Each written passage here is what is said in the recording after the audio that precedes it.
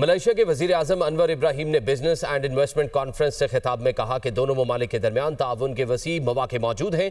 हमें कारोबारी इदारों के दरमियान रवाबित और ताउन की हौसला अफजाई करना होगी। पाकिस्तान से तजारती ताल्लुकात को बढ़ाने के ख्वाह हैं।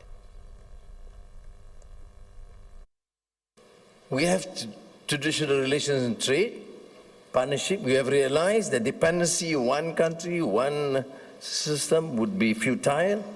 We need therefore to expand the trade relations. That's why we work here, a strong, formidable ASEAN.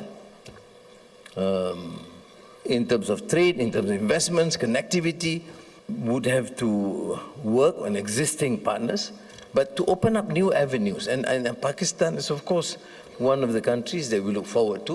We share so many things in common. One of the most profound statesmen that I admire is, of course, Qaid al-Azam, Muhammad Ali Jinnah, for his visions, his foresight, for his brilliance and articulation of issues. And, of course, one of the greatest scholars of our times, Muhammad Iqbal, Allama Muhammad Iqbal.